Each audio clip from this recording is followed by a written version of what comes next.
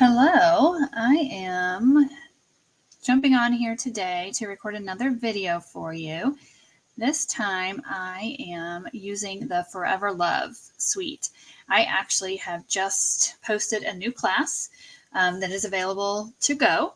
So the idea being that you can purchase this class and you can make these cards at home on your own. This particular one will include a lot of product. So you will have designs for 4 cards. You'll get cardstock and die cuts for making 2 of each of them. So enough to make 8 cards, but you get a lot of product in your packet as well. So this is the stamp set we're going to be using and that I'm featuring. One thing to note about this is because you're going to get all of this paper and other items that you need, you actually could substitute a totally different stamp set if you already own one. Otherwise, you can add on the bundle, the stamps and the dies, to your order for the class, and I will actually cover your tax and shipping if you do that. But like I said, there are other options. You could use something that's already in your stash if you wanted to. But what I love so much about this in particular was the paper and the embellishments and the ribbon. But the paper in particular is absolutely gorgeous. I'm hoping that you're going to be able to see this fairly well on here. But each piece, remember there are 6 designs, 2 of each sheet, so 12 total. Each one has one side with gold foil. So these designs are just beautiful.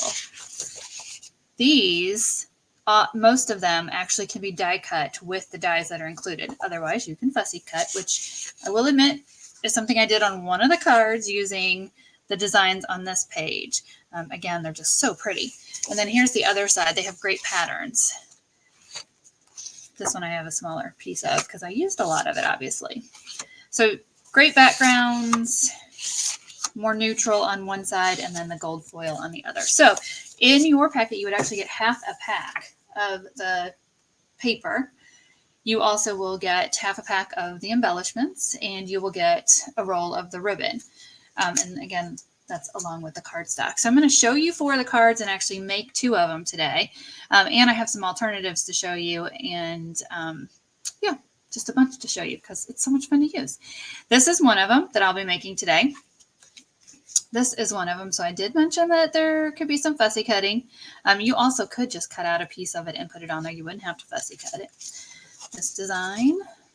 And my whole goal with these is to give you cards that you would be able to recreate at home. So you could make more of them and use these same layouts to create cards with other product as well.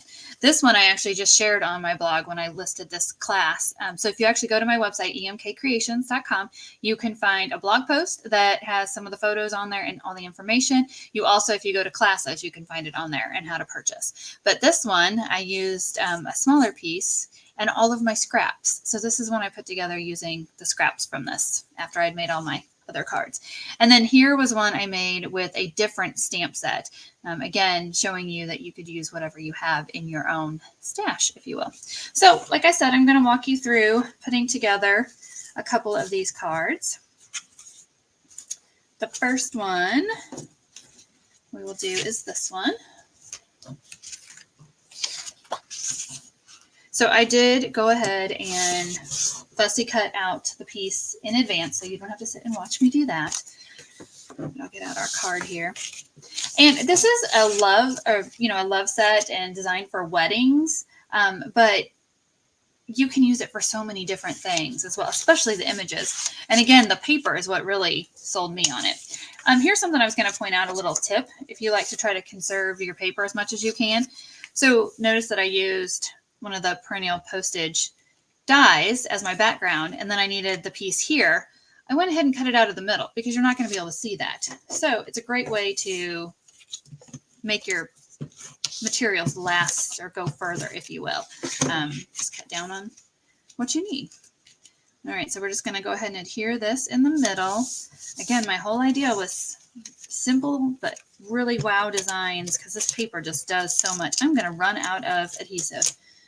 That is just going to figure. Let's see. We're going to do this or I'm going to have to run and get some, which, of course, no surprise there, right? Something has to happen. All right, we'll use this one real quick and then I'll go grab a new one. I'm just going to put that right in the middle. All right, you get to stare at some pretty cards real quick while I go get some additional adhesive.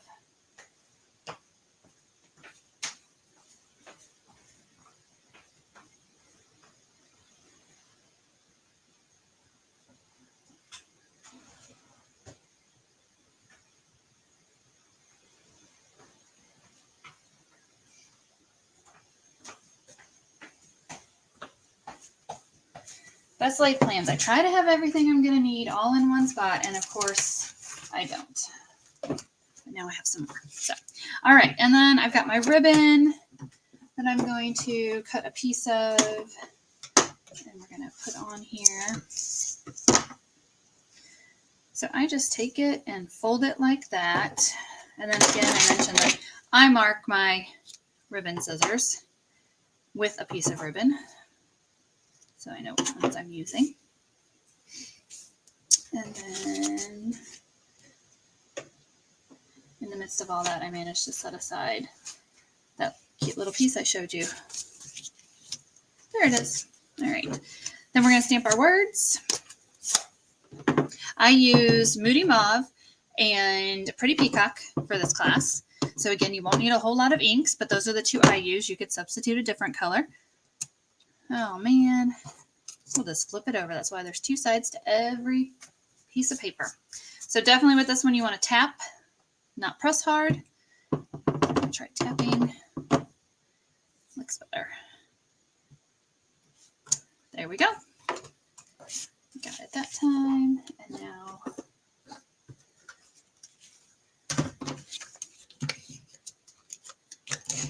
I swear if I run out of adhesive again, it's just going to figure. All right, we got that. And then if you want to just put some adhesive on the back of your piece, then you could put your ribbon on that.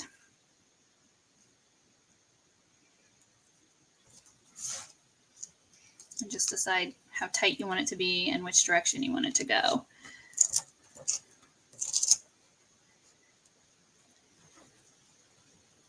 I'm just going to lay it on there like that. A little bit more. And then I'm going to use, I did it the opposite this time of what I did last time. I'm going to use some dimensionals and pop that up on there, off to the side a little bit. And then again, you're going to have the embellishments, so you can add some of those to your card if you'd like. And I went with the Pretty Peacock ones because I thought they stood out better. Just always in threes is what I do, or at least uneven numbers, odd numbers. So there is one of them. And you'll notice I used two different designs when I did my fussy cutting. There are lots of pretty designs on there. So pretty simple, but one that you could easily recreate. All right, and then let's see what we've got for this one. So again, I used some strips of paper on this second card. One of the things I did on it is created my own background. So something I do like to do a lot on cards is kind of tone on tone, watermark, however you want to, whatever you want to call that. I always point out, if people don't know, Versamark ink, which we use typically for our embossing, actually is a watermark ink. And so if you don't have all of the ink colors, that's an option of a way to be able to do a watermark background on darker colors anyway. So I just stamped, and I don't ever have like a specific rhyme or reason when I do this. I just put a bunch on there and then fill in with my other stamp image. And then I can always go back and add more around the edges if I need to. So there you go. I've got that. And then I have 3 of these pieces. Let's see which ones. I actually used that side, and this side. So you can take these and cut them however you want. I wanted to do a few different looks. So this one is a flag. This one I cut the edge off of, and the other one I kept straight. You can trim them down so that they are whatever length you would like them to be. And then I layered them. So I did put, and I think I ended up trimming this one a little bit in the end, but you can make them as short or as long as you want. I keep reaching for the wrong one. Should probably just get it off my desk. All right. And then I just picked places to put them, layered them so that you could see all of them. And I wanted the different edges to show.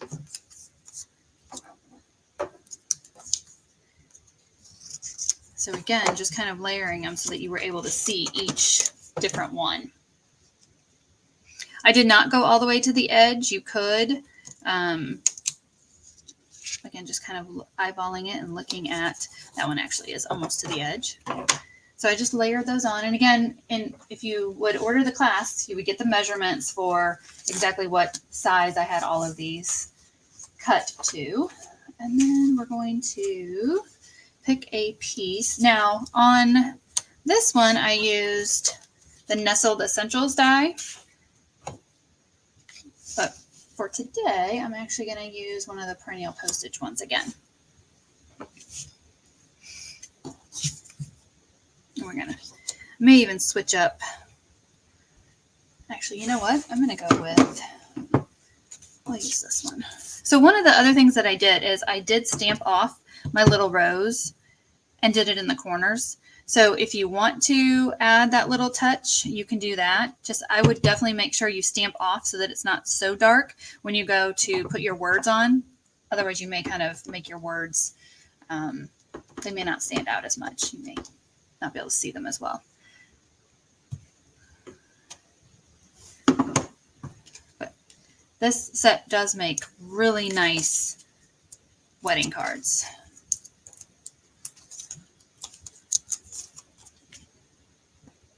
And then again, you can use your embellishments. Add a few of those on. Whichever ones you like best. And I think we'll actually put it on there. So there's the second one. And again, you have the option to use something else, another stamp set, and create another background. So I hope you enjoyed these. Got a good idea of how beautiful this particular suite is. And again, take a look at the class. You can find it on my website. I will be sending it out in my newsletter. If you're not getting my newsletter, another great reason to go visit my website is you can sign up there. And I will be getting all the information out.